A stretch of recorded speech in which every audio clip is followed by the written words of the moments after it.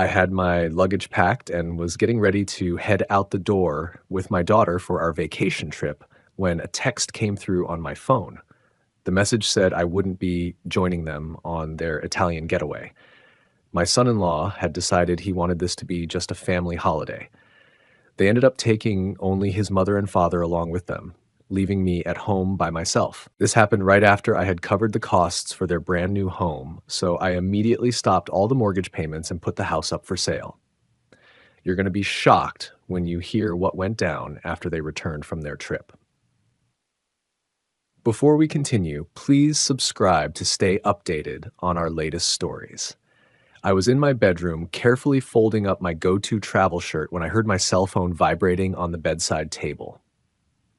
The soft blue cotton material felt nice in my hands as I worked out the creases, already picturing myself wearing it to that cozy restaurant Celeste had discovered close to the Vatican. My travel bag was spread open across my bed like it was waiting for an adventure, already halfway packed with the outfits I had picked out, especially for our Italian trip. I had checked the weather forecast and it was showing clear, sunny conditions in Rome. Absolutely perfect for all those walking tours I had researched and printed out, then stuffed into my carry-on bag. While I was trying to decide between my brown leather dress shoes and my comfortable walking tennis shoes, I found myself quietly singing along to an old Frank Sinatra song. Our plane tickets to Leonardo da Vinci Airport were sitting right there on my nightstand beside my passport, both looking fresh and official, with just 4 hours left before we were supposed to take off. My chest had that familiar feeling you get before traveling, that mix of excitement and butterflies that always comes before a big trip. Then, my phone started buzzing again. I could see Celeste's name lighting up the screen. I put down the shirt I was holding and grabbed my phone, thinking she was probably calling with some last-minute flight information or maybe reminding me about where we were supposed to meet up at the airport. But what I read instead made my blood turn to ice water in my veins. The text said I would not be accompanying them to Italy. Her husband had decided it would be better if this vacation remained just for family members only. I read those words one time, then I read them again, and then a third time with my thumb just hanging there over the screen, like maybe if I stared at it long enough, the message might somehow change into something different. I was still holding that sweater I had been about to fold, and my brain was having trouble making sense of what I was looking at on that screen. Just family members only. Those words kept playing over and over in my head like a song stuck on repeat. But I was her father. I was the one who had planned out this entire trip.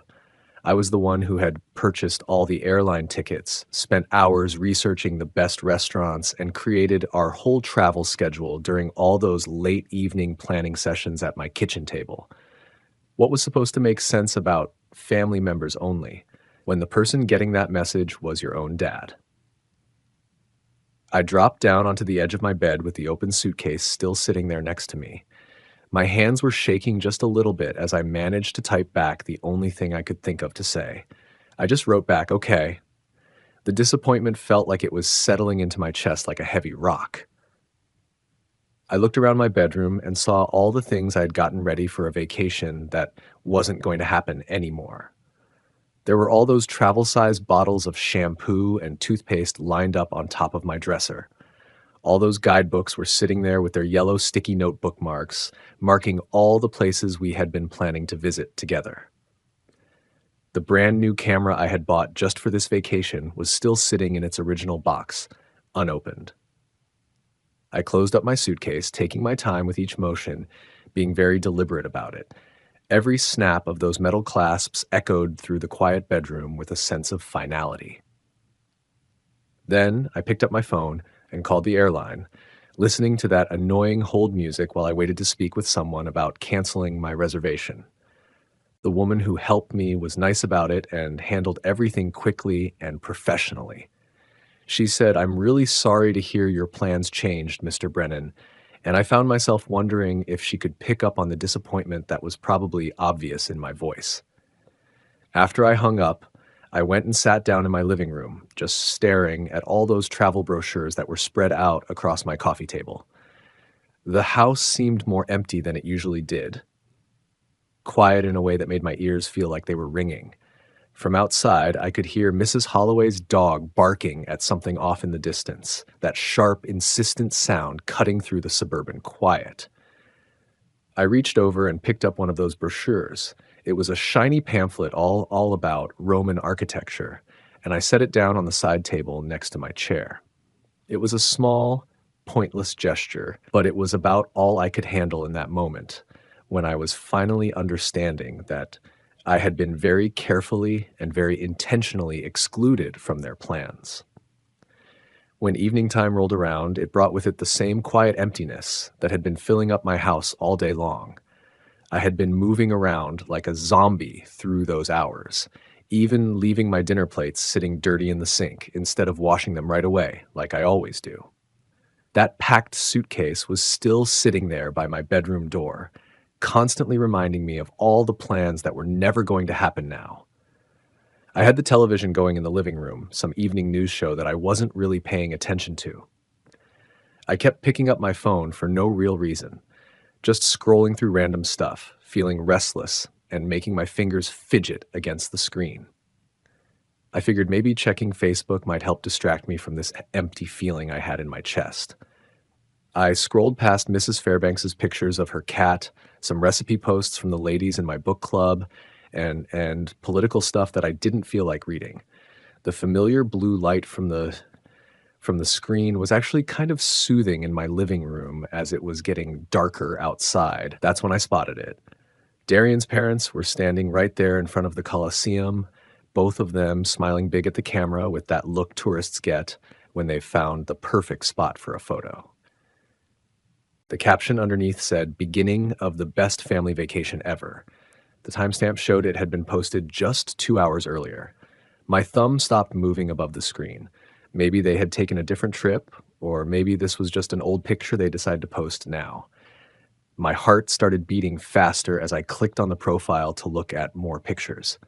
And there it was. Same location, same time, but this photo had 4 people in it. Darian's parents, Darian and Celeste, all of them grouped together in front of some Roman cafe near the Trevi Fountain, with wine glasses sitting on the table behind them.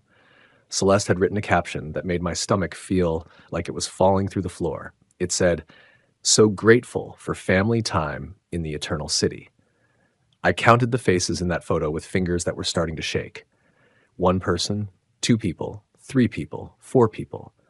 That word, family, felt like it was burning itself into my brain like a hot iron.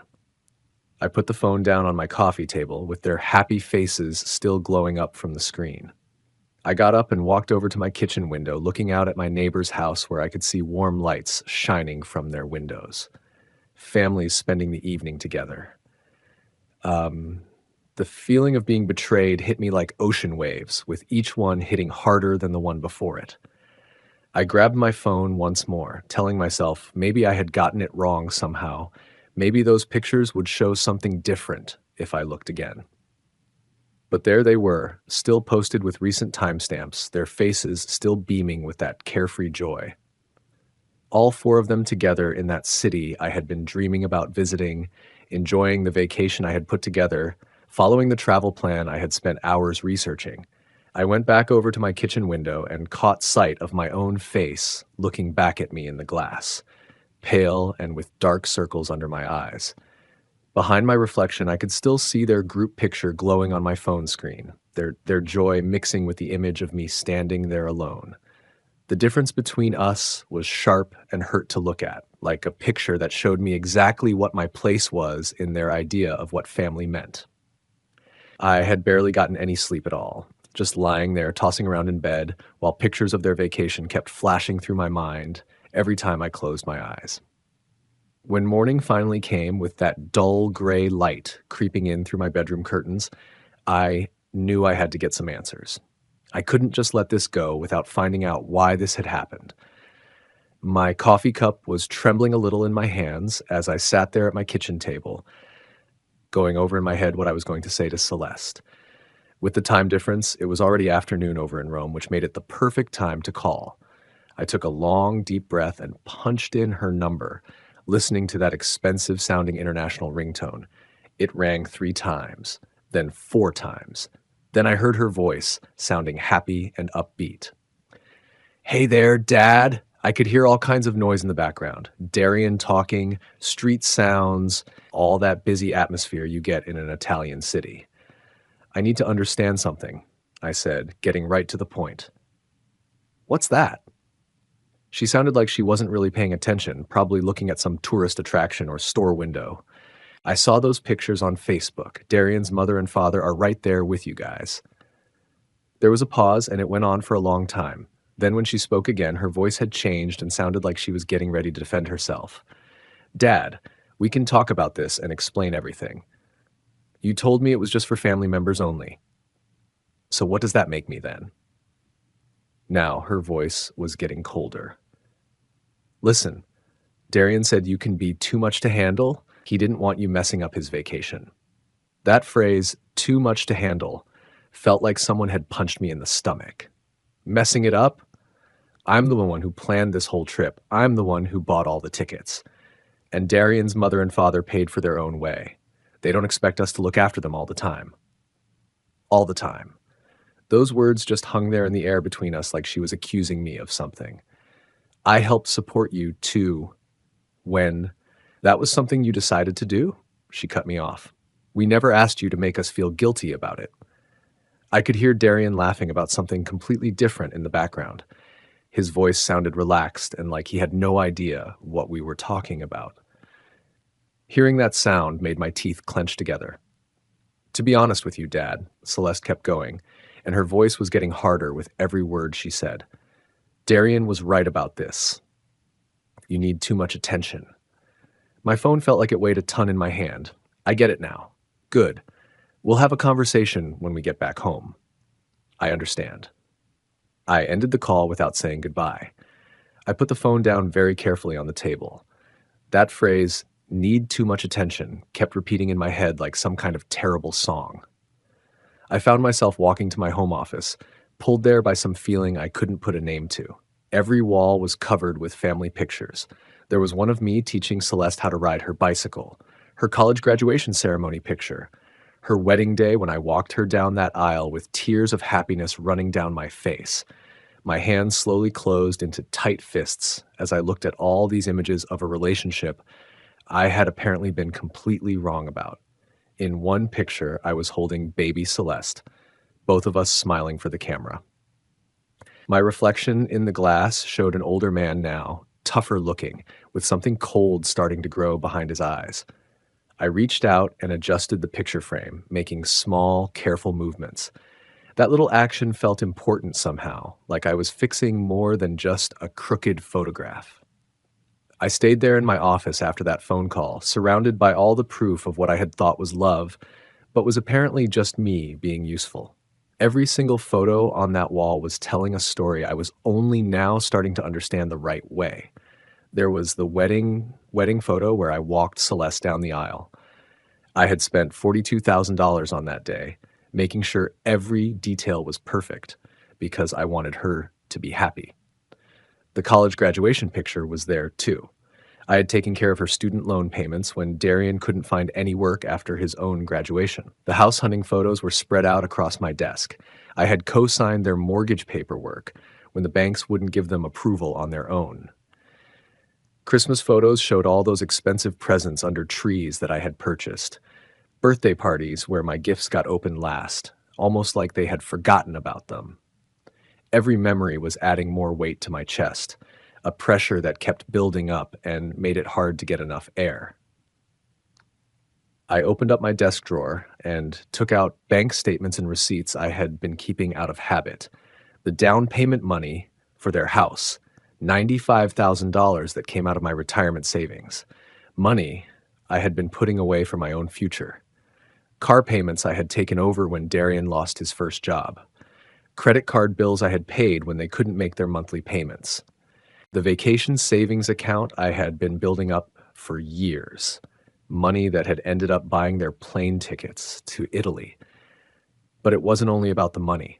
I started remembering all the plans I had canceled, all the things I had given up that went way deeper than just dollars and cents. That fishing trip with my old buddies that I called off because Celeste needed me to watch the kids. The lady from my book club who had asked me out to dinner, I had told her no because Celeste needed help with moving to their new place. My own travel dreams that I kept putting off over and over again while I was supporting theirs instead. Those Sunday dinners where Darian barely looked at me, holiday gatherings where I felt like an outsider, all the subtle ways he made me feel unwelcome while taking my financial support. The pattern was obvious now. I couldn't believe I'd missed it. My hands trembled as I flipped the photos face down. That phrase, need too much attention, kept repeating in my head. Suddenly, I understood the difference between being loved and being useful. They never wanted me in their lives. They wanted me to fund them. I jumped up so fast my chair hit the wall. The mirror showed someone who'd been used for years, someone who confused generosity with love and got manipulation back. The reflection showed a man who'd been patient and giving, repaid with betrayal.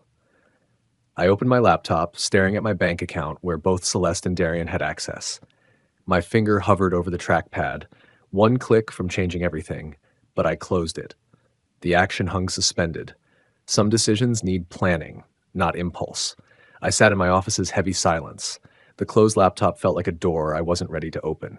Years of manipulation weighed on my shoulders as I stared at the overturned family photos. My quiet house held its breath, then my phone pinged with my banking app notification. I almost ignored it, expecting routine spam, but something made me check. Account alert, transaction processed. I opened the app, expecting a utility bill. Instead, the details hit like a punch. $892 Il Convivio restaurant, Rome, Italy. Timestamp 3 hours ago, their lunchtime.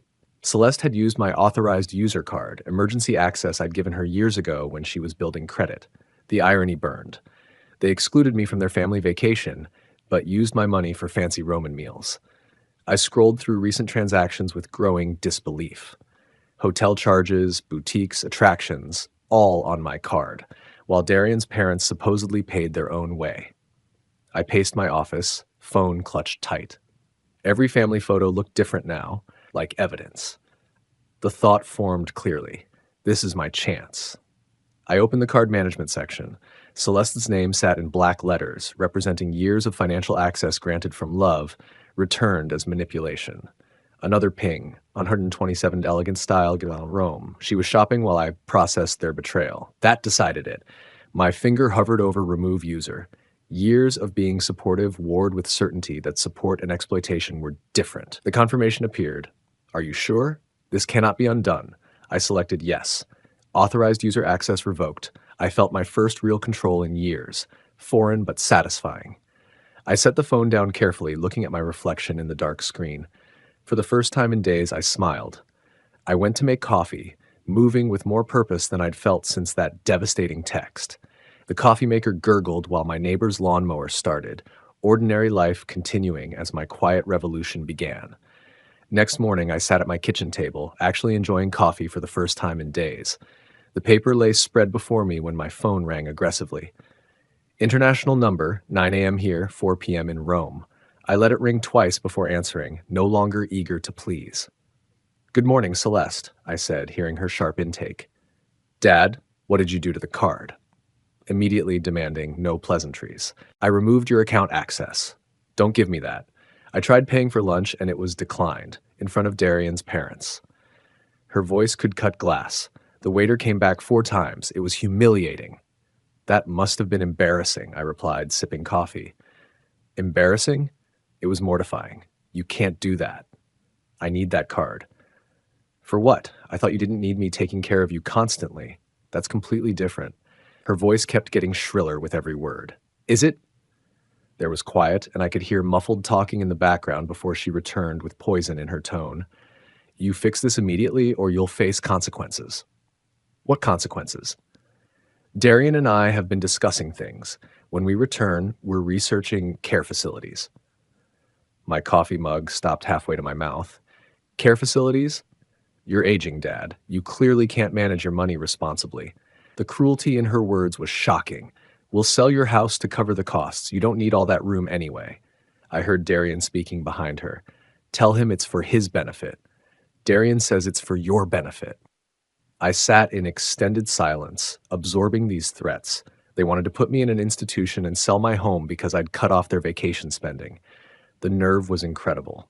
Dad, are you there? Restore my card access. I heard everything. Good, so you'll handle it? No. What do you mean, no? I mean, no. Enjoy your family vacation. Dad, don't you dare. I ended the call and placed the phone face down. My hands stayed calm as I took a long drink of coffee, gazing out my kitchen window at my well-kept yard, this house I'd owned for 28 years, completely paid off with only my name on the deed, the house they imagined they could sell to stick me somewhere convenient. I got up with fresh determination, leaving my unfinished coffee, and headed toward my office with purposeful steps. There was business to handle. I retrieved my house deed from the filing cabinet, laying it on my desk like a strategy map, but it wasn't my deed I was examining. It was the second property document for Celeste and Darian's house on Oak Avenue, with my name alone on the title, exactly as it had been since I purchased it for them. I recalled that conversation 3 years back. Just for mortgage approval, sweetie. We'll switch it to our names once everything's finalized. They'd been too occupied with their lives for paperwork, always promising to handle it next month, next season, next year. I located Kai Nakamura's business card in my desk drawer. He'd sold me both properties, a reliable man who valued discretion. I grabbed my keys and left. The drive to his office took me through familiar Cedar Falls streets.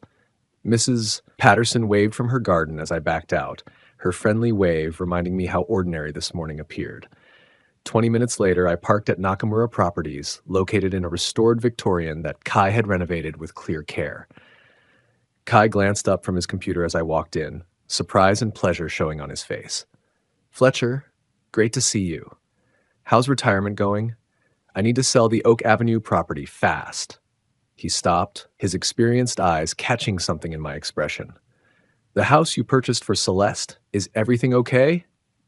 Everything's fine. I just need it sold. What's the market doing? Kai turned to his computer, accessing comparable sales with professional skill.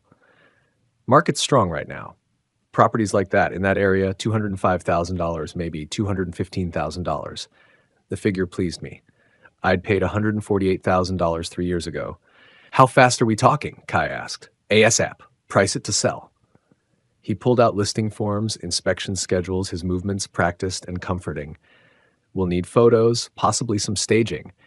I can have my crew there tomorrow. The house has current occupants. Oh, will Celeste coordinate the showings?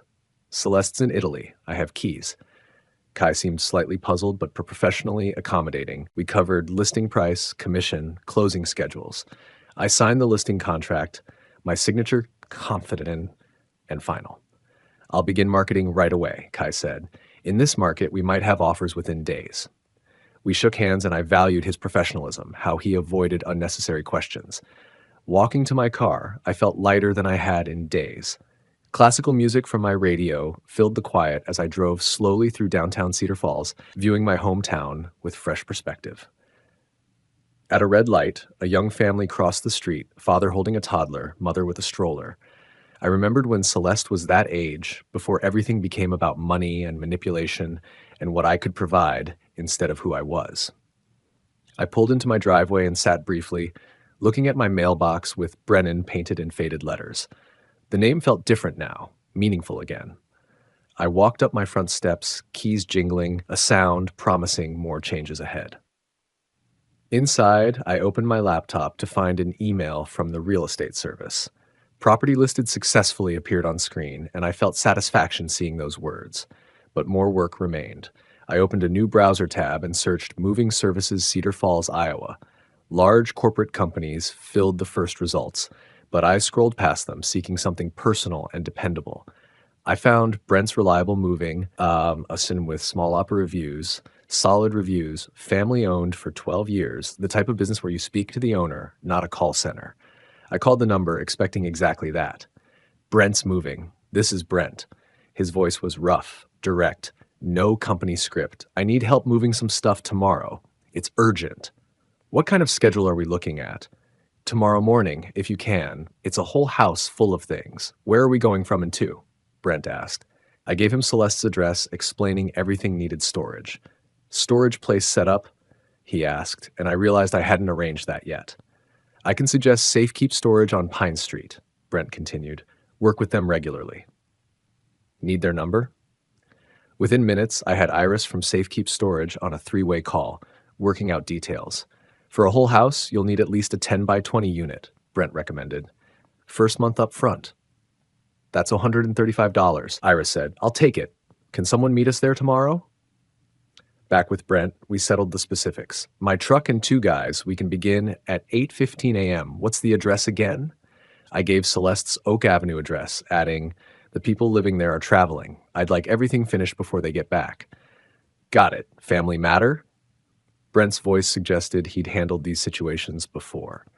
Something like that. Been through it myself. Will be quick and respectful. After finishing the calls and paying storage online, I cooked dinner with an appetite I hadn't had in days.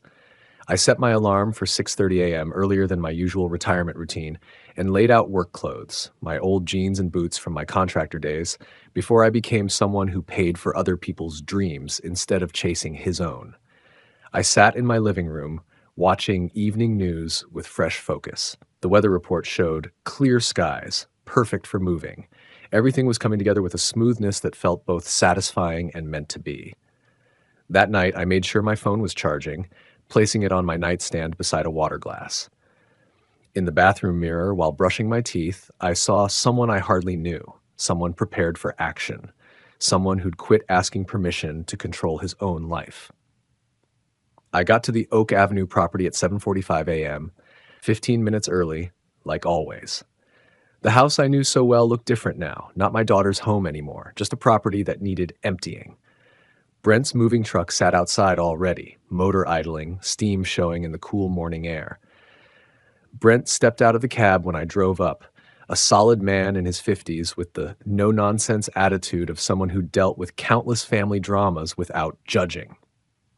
His two crew members, younger men in matching company shirts, were already pulling out equipment with smooth efficiency. Mr. Brennan? Brent offered a calloused hand. Ready to start? I opened the front door with my backup key, the house quiet and hollow in a way that seemed right. We went through each room, Brent evaluating furniture and belongings with expert eyes. This'll take about 3 hours, maybe 4 with the heavy stuff, he said, writing on his clipboard. I showed him what was Celeste and Darian's, which meant everything.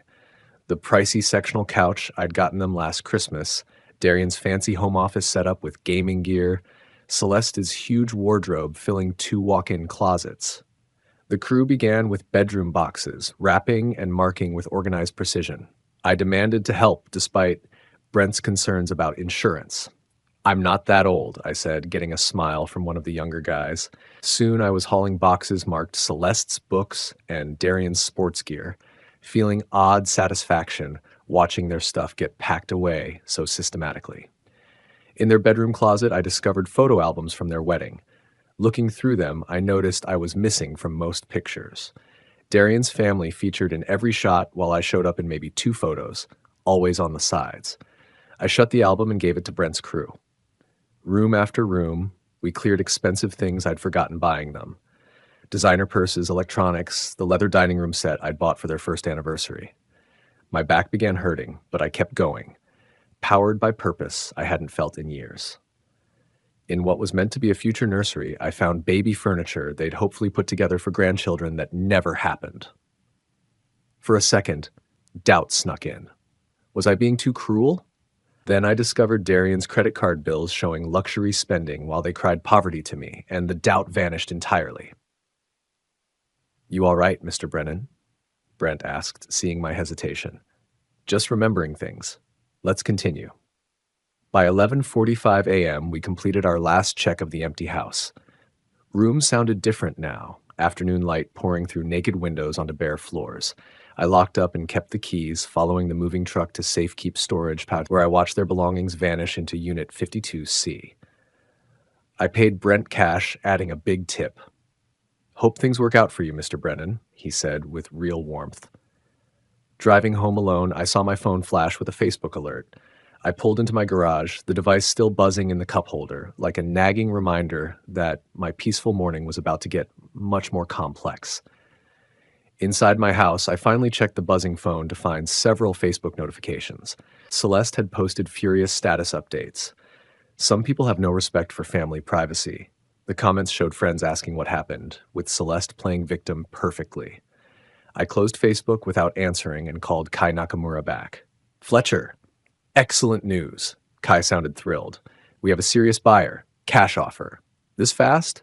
Young couple, just moved here for jobs. They love the area. He paused dramatically. Offer is $208,000, higher than expected. The number pleased me. When do they want to close? That's the thing. They want to close right away. They could move in this weekend if we can manage it. I looked at my calendar. Today was Thursday. This weekend?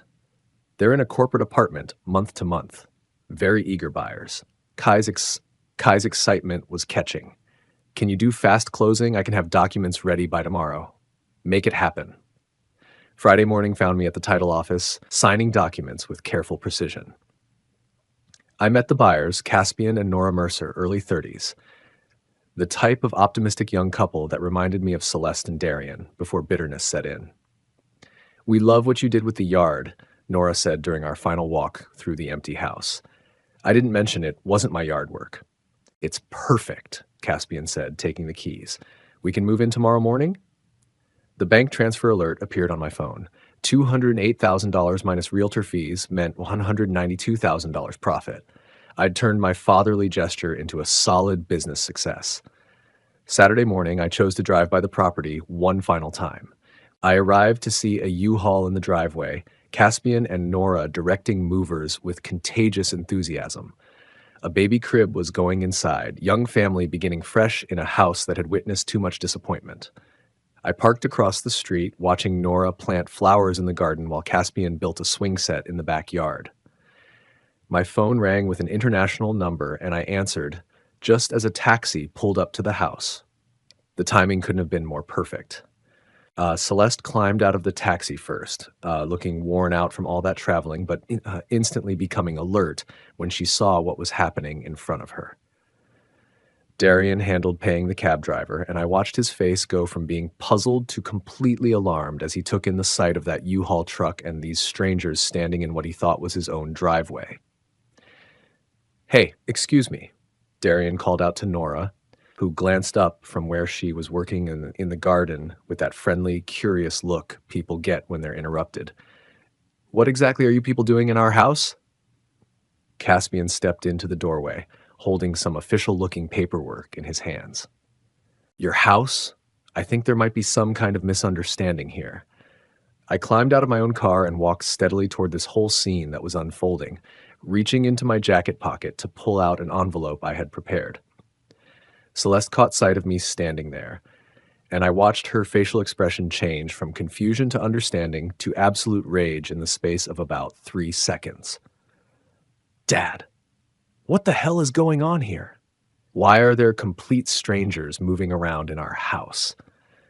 Celeste's voice had that razor-sharp edge to it that I had grown so tired of listening to over the years. Caspian and Nora gave each other those worried looks that people exchange when they suddenly find themselves in the middle of someone else's drama, and Nora was still gripping that gardening trowel in her hand like she might actually need to use it to defend her new home. Sir, I don't know who you think you are, Darian said to Caspian, his voice getting more aggressive by the second, but you need to pack up all your stuff and get out of here immediately. Caspian raised up his paperwork so Darian could see it clearly. I've got the deed right here in my hand. We completed the closing process yesterday. That's completely impossible. This house belongs to us. Nora's voice was quiet, but you could hear the determination in it. Maybe we should go ahead and call the police about this? I stepped forward at that point, letting my voice carry that calm, steady authority that I had developed during all those years when I was managing construction projects and dealing with difficult situations.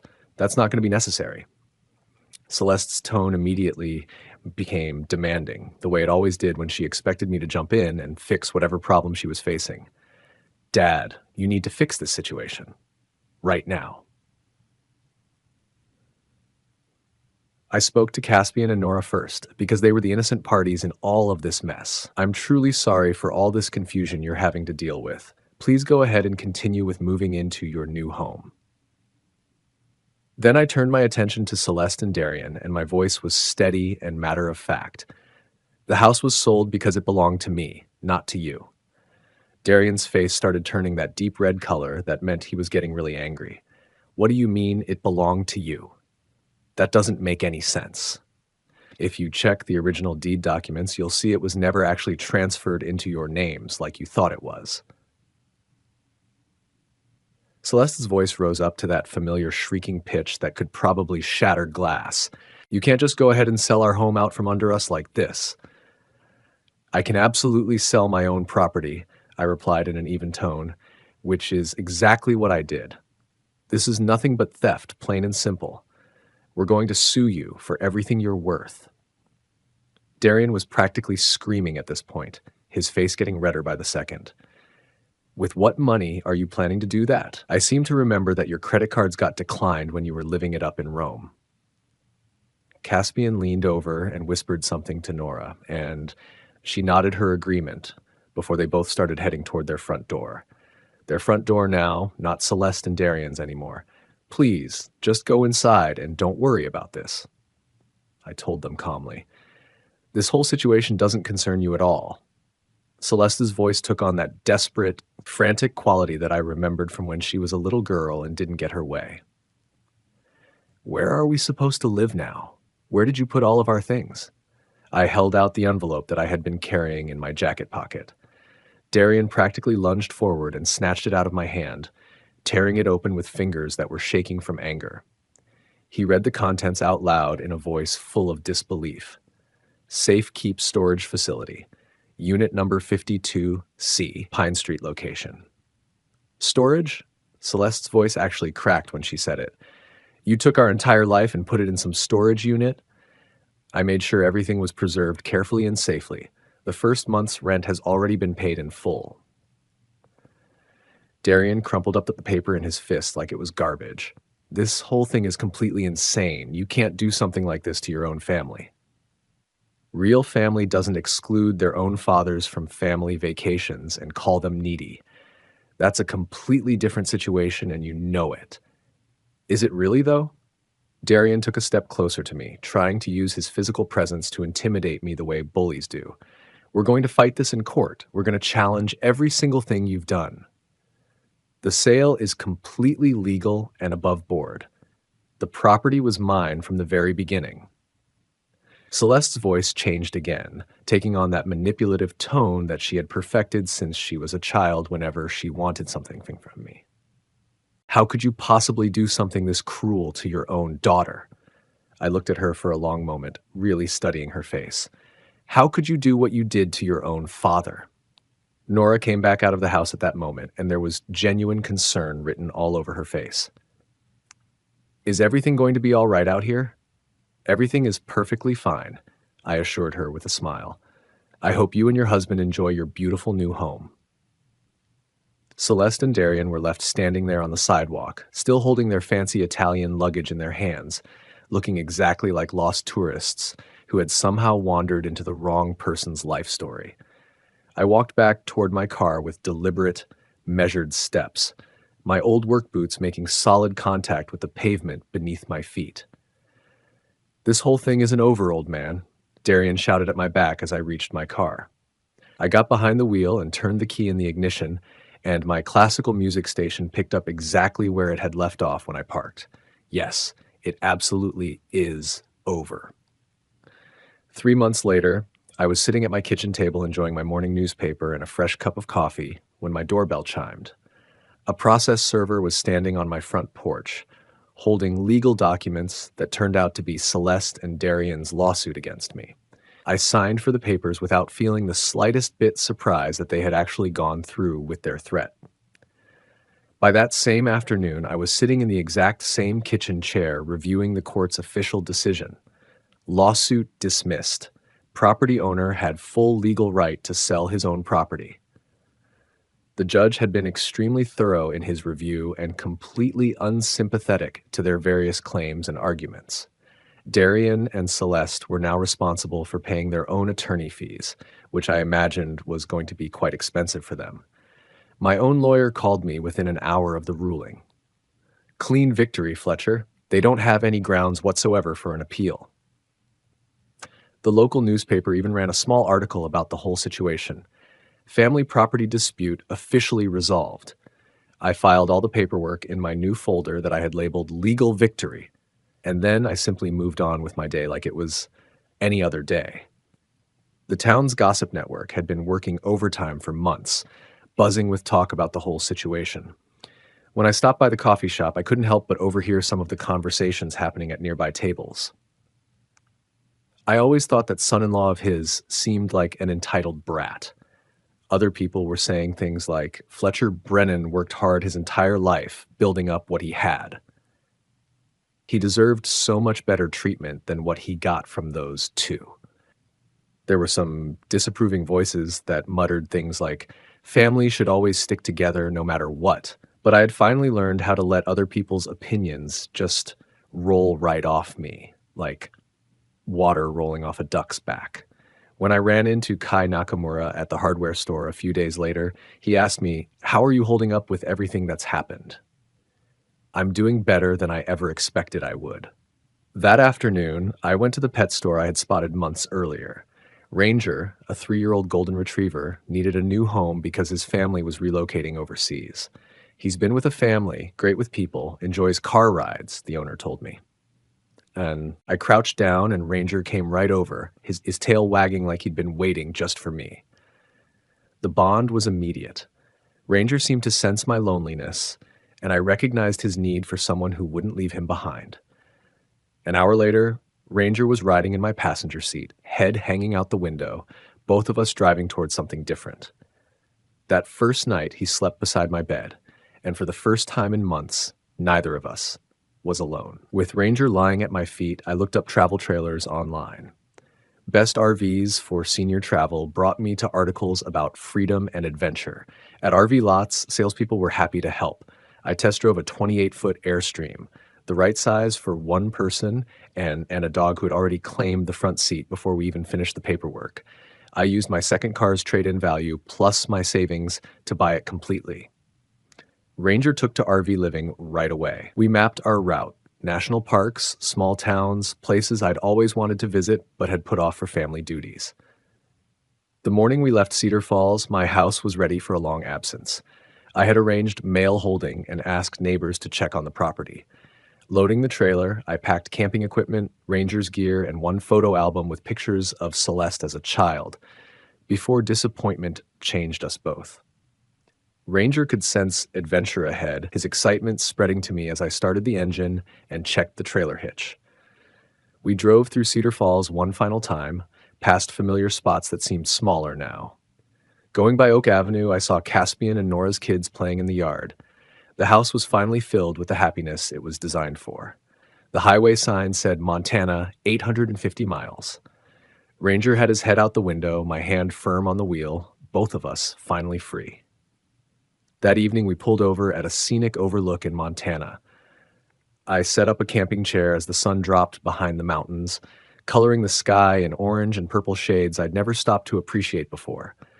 Ranger settled next to me, peaceful and faithful, wanting nothing more than friendship. For the first time in years, I was exactly where I was meant to be. To hear the next story, click the box on the left. And as always, thank you for watching.